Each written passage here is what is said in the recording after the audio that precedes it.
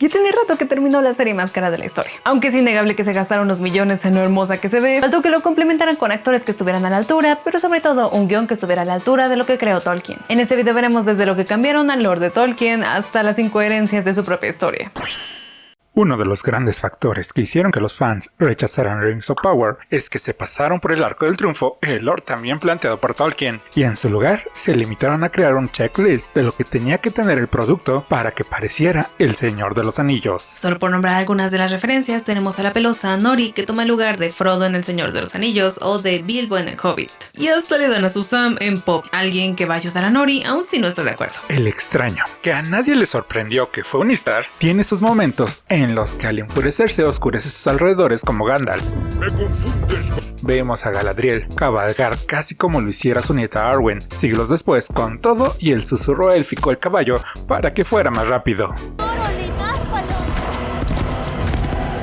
También tenemos la amistad entre un elfo y un enano, y tenemos que decirlo, fue de lo mejor de la serie, pero como Elrond es alguien que está más metido en la política dentro de la trama, nos dieron a otro elfo que hiciera las proezas de Legolas. Tenemos unas, llamémosles brujas, que cuando el Istar las desvanece se ven como los Nazgûl, usando la líder todo y corona, como podemos ver a los espectros cuando Frodo se pone el anillo. Y por si esto no fuera suficiente, decidieron poner diálogos con palabras de sabiduría, lo que identifica la obra de Tolkien. Pero mientras el autor lo hacía porque quería dejar recomendaciones principalmente a sus hijos, en la serie lo hacen solamente para emular. Es así que tenemos frases como: si no hiciéramos todo lo que no se supone que hiciéramos, difícilmente haríamos algo. O el mal no duerme. Espera hasta el momento de que nuestra complacencia nos ciegue.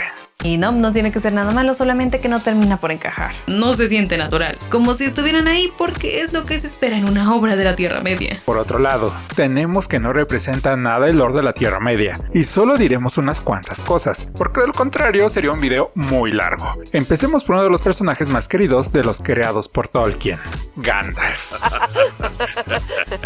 Primero que nada, él es un Maiar, un ser poderoso, sí, al menos en su forma primigenia, pero los Valar, como a todos los Istari que llegaron a Tierra Media, lo nerfearon confinándolo al cuerpo de un anciano. Es que llegara a una edad adulta y que fuera envejeciendo a como se puede ver en El Señor de los Anillos. Fue confinado a ese cuerpo desde un inicio, y por si fuera poco, Gandalf era el que se veía más acabado, pero Círdan, el constructor de barcos, vio que era el más sabio, confiándole el anillo de fuego que le dio Gil-galad antes de partir a Valinor. También cambiaron totalmente la línea de tiempo. Siguiendo con Gandalf, no llega sino hasta el primer milenio de la Tercera Era, la cual empieza con la derrota de Sauron en la última alianza de elfos y humanos.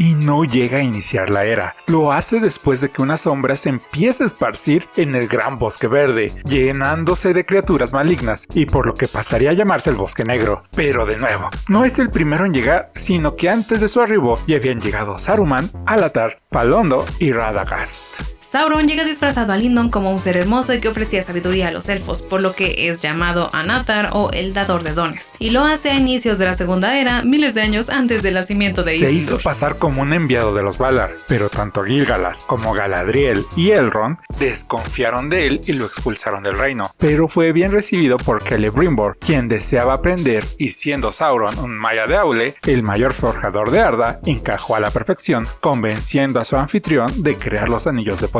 Al ser descubiertos, una guerra contra los elfos empieza, pero son socorridos por los Númenóreanos y con sus fuerzas conjuntas logran derrotar a Sauron, quien se repliega a Mordor. Desde entonces dejó sus maquinaciones en contra de los elfos y se enfocó en los humanos por haberse interpuesto en lo que él pensaba una victoria.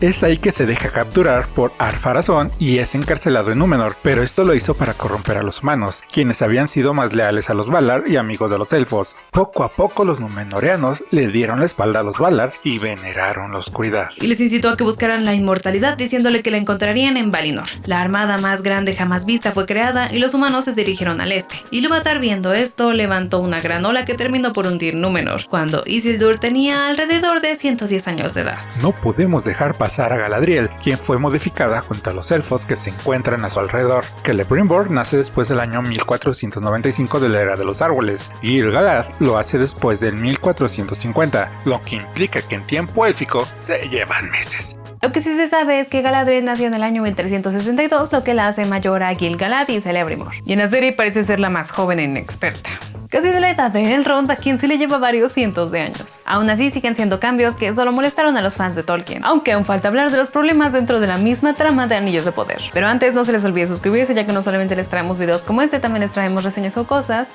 recomendaciones, datos y curiosidades sobre series o películas, así que suscribirse porque el ojo de Sauron lo ve todo. En estos momentos muchos estarán pensando, bueno, tal vez todo eso sea cierto, pero no importa que cambien el lore de la Tierra Media, principalmente si solo tienen los epílogos del Retorno del Rey para poder trabajar. Lo que es cierto. Tal vez en este universo alterno al que creó Tolkien, Gandalf llega en la Segunda Edad, los Istari y los elfos envejecen como lo hacen los humanos, Sauron trató de alejarse de los conflictos de la Tierra Media y Galadriel es más joven que sus sobrinos. Todo esto se puede dejar pasar. Es más, no importa que usen de forma tan superficial los arquetipos y las figuras del Señor de los Anillos para que los que solo han visto las películas una o dos veces puedan reconocer a los Anillos de Poder como parte de la Tierra Media. Eso al menos le habría hecho una serie entretenida. Pero es en el guión donde se encuentran sus principales problemas. Con el fin de emular a la prosa de Tolkien, la serie es muy lenta, en la que por varios minutos no pasa nada. Pero sobre todo, es una serie incoherente desde su primera escena. Galadriel nos dice que nada es maligno al inicio, y no sé lo que piensen algunos de ustedes, pero hacerle bullying a una niña solo porque no es parte del grupo tiene que tener su dosis de maldad. Siguiendo con Galadriel, si planteamos que nació en Valinor cuando aún existían los dos grandes árboles, entonces, ¿por qué se comporta como una inexperta que prefiere enfrentarse al rey antes de buscar la forma para demostrar su punto? Aún mejor, vemos cómo su personalidad gira alrededor de la muerte de su hermano, que murió peleando contra Sauron, pero en ningún momento parece ser que le importe la muerte de su esposo, Celeborn. No es como si lo sumara en su historia de pérdida, y lo recuerda casi como si fuera una anécdota. Vemos casi toda la temporada como los pelosos dejan atrás a quien no pueda seguirles el paso. Vemos como cada quien tiene que encargarse de cargar lo suyo sin brindarle apoyo a los que se quedaron sin familia, y hasta surge la idea de quitarle las ruedas a las carretas de quienes les son un fastidio. Y aún así piensan que son la raza más leal. Y lo peor de todo, tratan de crear hype a través de una plática en las redes sociales sobre quién de los posibles candidatos era realmente Sauron, diciendo los creadores que realmente nos íbamos a sorprender. Pero para nada lo hace de una forma inteligente. Por el contrario, tratan de engañarnos de forma tramposa. Cae el extraño del cielo, nos ponen una toma aérea en la que podemos ver el cráter en llamas que junto a la figura de Istar recuerda al ojo que lo ve todo. Ponen a Sauron en un barco que es destruido, pero no tiene sentido que estuviera ahí. No tiene sentido que un grupo de humanos se dieran cuenta que les robó su emblema de herreros y pelearan contra él. No tiene sentido que abandonaran Númenor cuando ya estaba en la posición de corromper a los humanos, y hasta nos ponen el momento cuando regresa por la bolsa con el emblema del Rey del Sur, como si le importara mucho. Tampoco tiene sentido que tratar de matar a Adar y luego cuando Galadriel lo iba a hacer fuera él quien la detuviera. Todo esto no tiene sentido, a menos, claro está, que como se ha acostumbrado desde algún tiempo para acá, transformen a Sauron en una especie de villano que desde su retorcido punto de vista trate de hacer el bien, o lo que él considera el bien, siendo Ilúvatar y los Ainur los villanos que no dejan a la Tierra Media ser libres.